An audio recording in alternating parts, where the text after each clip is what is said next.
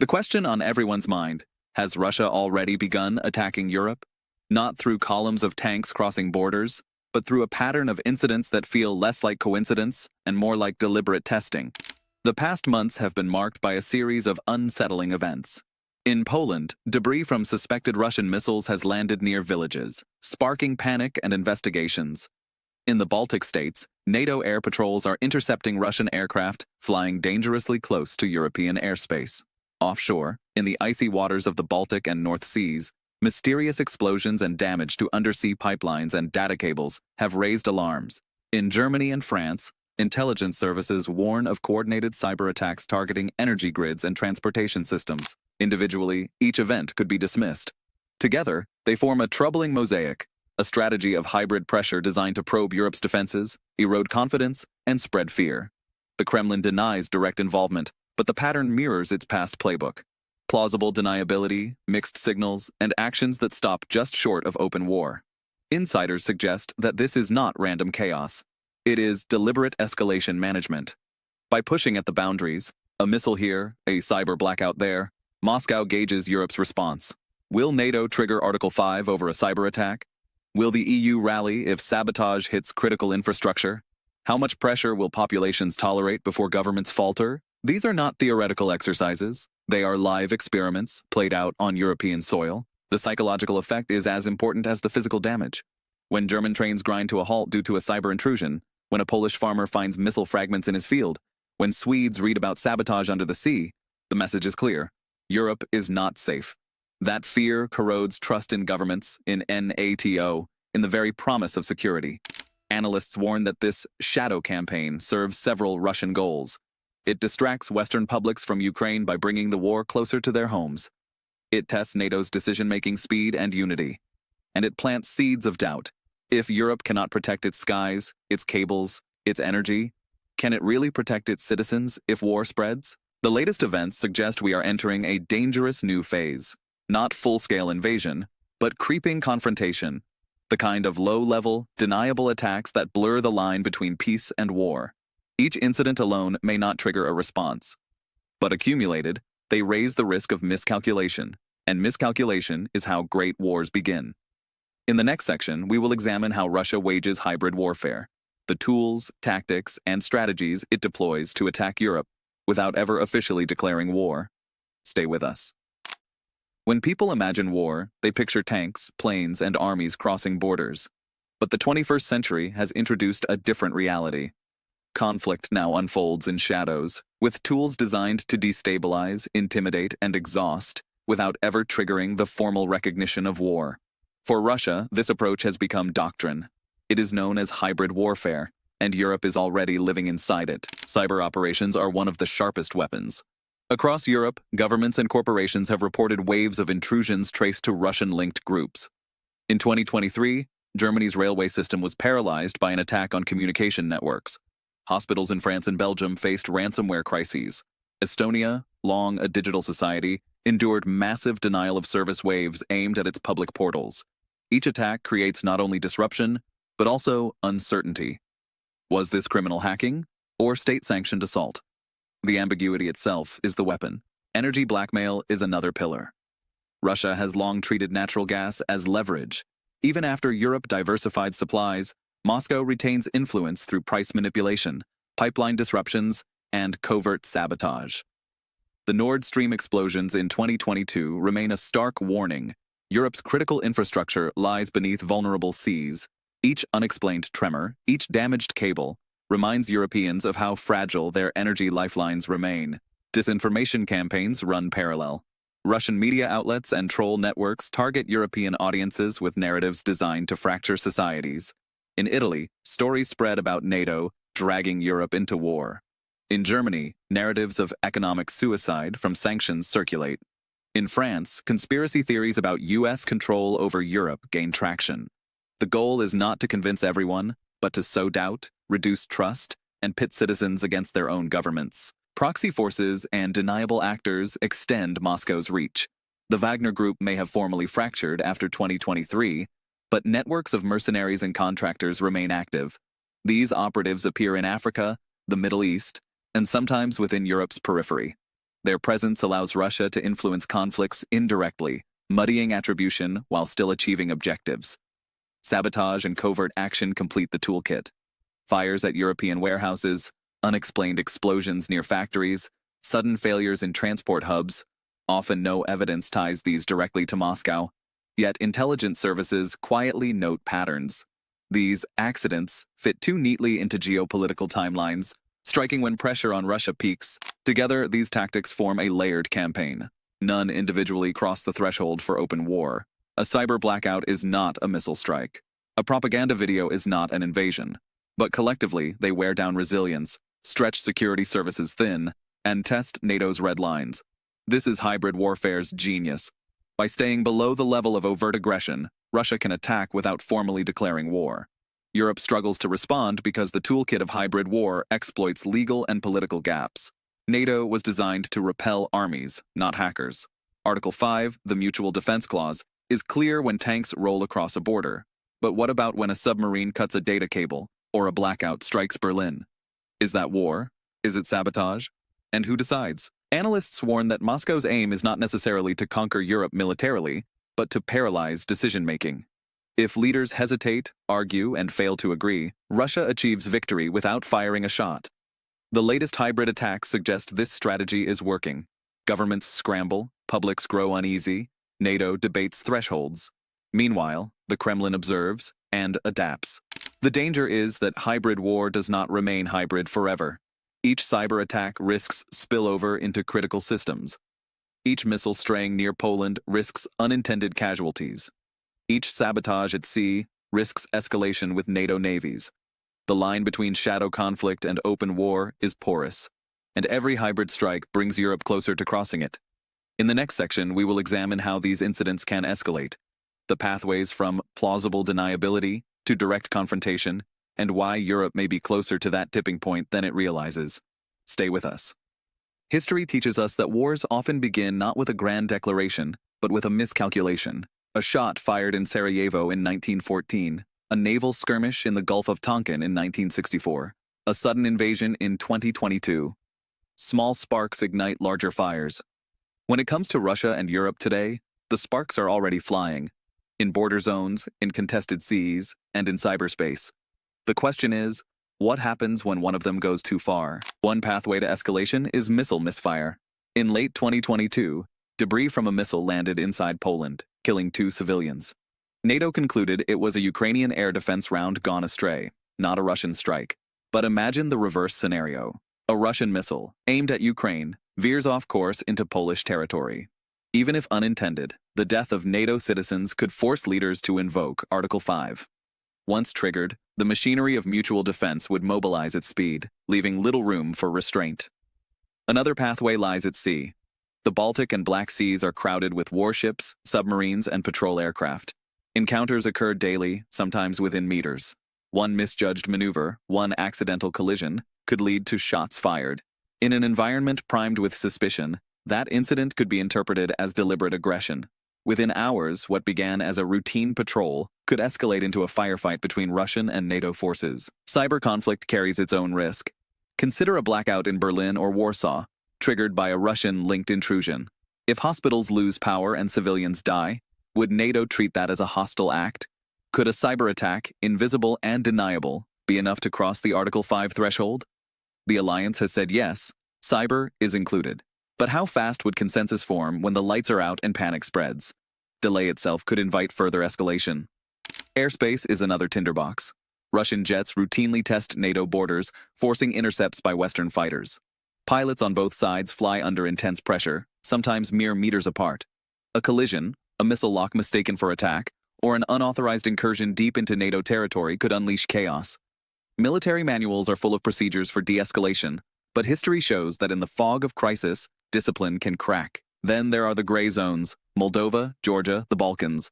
These regions are unstable, with Russian influence strong and NATO interests growing.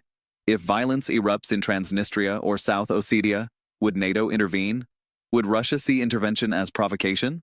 Such conflicts could easily spill across borders, dragging the alliance into direct confrontation with Moscow. The most insidious pathway is political misinterpretation. Imagine this. A NATO exercise in the Baltics is viewed in Moscow as cover for an invasion, or a Russian troop movement near Finland is viewed in Brussels as preparation for attack. Both sides act preemptively, not out of malice, but fear. Escalation begins not from intention, but from misperception. Once forces engage, correcting the mistake becomes nearly impossible. What unites all these scenarios is speed. Modern warfare moves faster than politics. Missiles travel in minutes, jets cross borders in seconds, cyber attacks strike in milliseconds. Political leaders, however, deliberate in hours and days. The gap between military tempo and political tempo creates a fatal vulnerability. By the time governments realize a clash was unintended, it may already have spiraled into a war neither side wanted. Analysts call this the crisis of thresholds. Hybrid incidents create constant friction, but no clear boundary. Each side wonders, will the next strike, the next blackout, the next border violation be the one that triggers open war? When thresholds are blurred, the risk is not only escalation, it is surprise escalation. This is why the current moment feels so unstable. The war in Ukraine continues, hybrid attacks intensify, and NATO's red lines remain ambiguous. All the ingredients for escalation are present. All that is missing is the spark, and history tells us sparks appear when we least expect them. In the next section, we will confront the consequences. If Russia's shadow war against Europe turns into open conflict, what would that mean for economies, societies, and ordinary people across the continent? Stay with us. If Russia's shadow campaign crosses the line into open conflict with Europe, the consequences would be immediate and devastating. Analysts often speak about strategic balances and force projections, but what truly matters is how war reshapes the daily lives of millions. The reality would hit not in theory, but in homes, streets, and wallets. The first and most visible consequence would be an energy shock. Europe has already lived through gas shortages and soaring electricity bills since 2022, when Moscow cut supplies. A direct conflict would take this to the next level. Pipelines could be sabotaged, liquefied natural gas terminals targeted, power grids hacked or struck. Without stable energy, factories would halt, public services would collapse, and households would face rolling blackouts. Winter would become a season of fear, not just of cold, but of systemic breakdown. Second, Europe would see unprecedented refugee flows. Ukraine's war already displaced millions. A NATO-Russia clash would multiply those numbers. Civilians from border regions, Poland, the Baltics, Romania, would flee westward en masse. Cities like Berlin, Paris, and London could see refugee populations swell overnight. Governments would scramble to provide shelter, food, and medical care, while social tensions over migration would intensify. Third, the economic collapse would be continent-wide. Financial markets would nosedive, credit systems freeze, and investment evaporate. Currencies would weaken under pressure. Inflation would soar as supply chains snapped. From car manufacturers in Germany to farmers in Spain, industries would grind to a halt.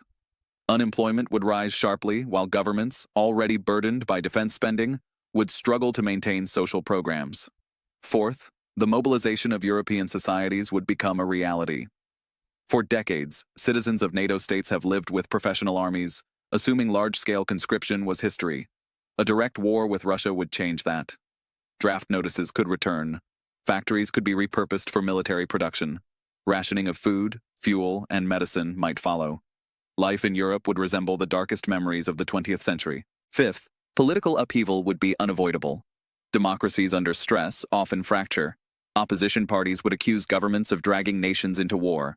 Protests would erupt against mobilization, shortages, and casualties. Some states might drift toward emergency powers, suspending freedoms in the name of survival. Unity within NATO and the EU would be tested as populations demanded divergent responses. The psychological toll would cut deep. European citizens, long accustomed to stability, would wake each morning under the possibility of missile strikes. Air raid sirens, once echoes from history, could sound over Warsaw or Vilnius. News cycles would fill with casualty reports, not just from Ukraine, but from NATO troops. Children would grow up in bomb shelters. Families would make evacuation plans. The war would no longer feel over there.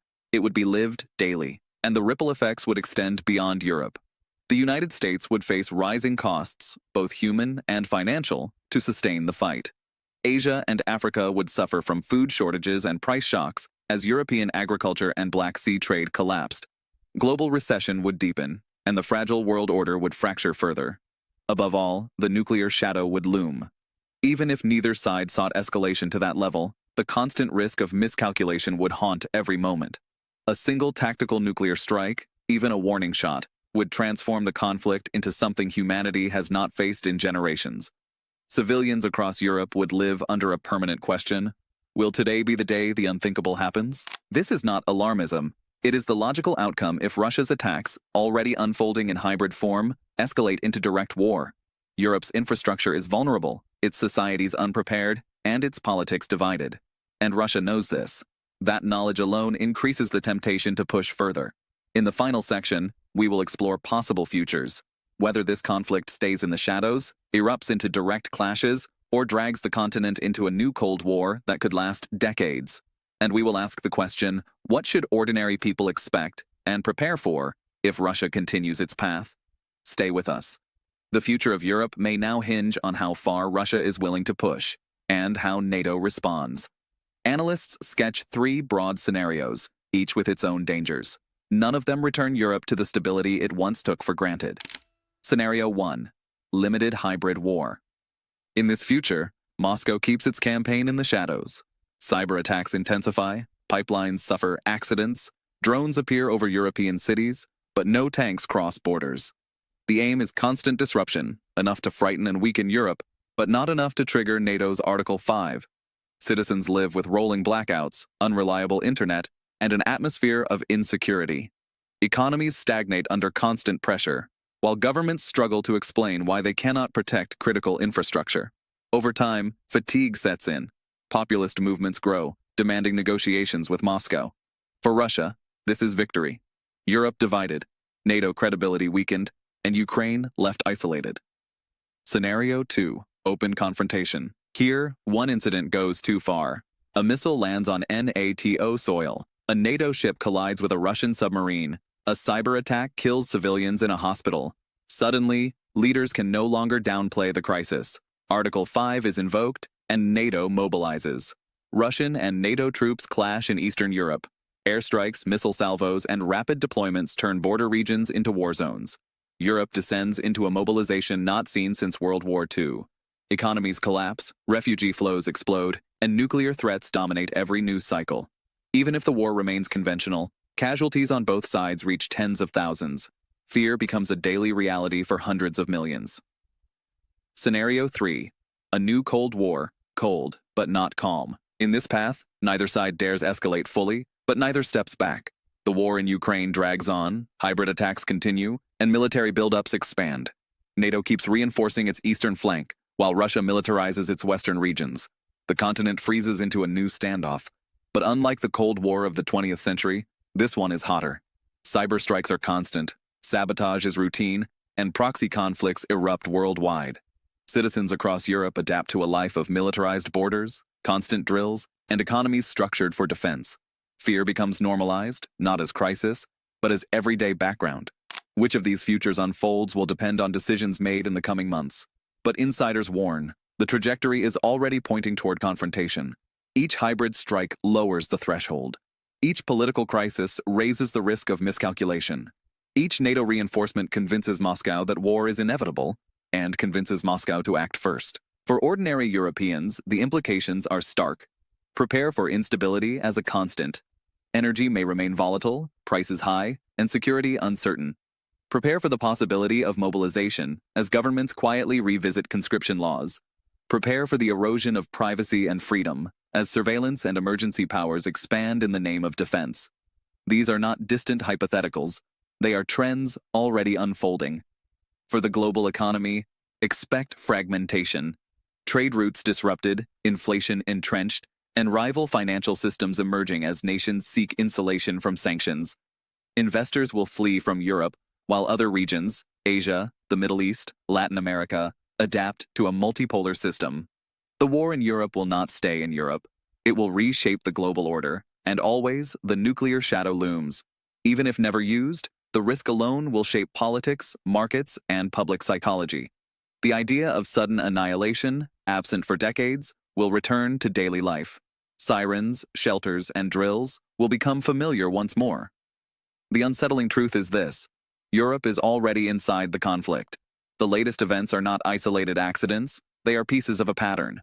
Whether the future is limited hybrid war, open confrontation, or a grinding new Cold War, the old stability is gone. Subscribe to Times Finances. Stay informed, stay alert, and prepare for the world as it is, not as we wish it to be.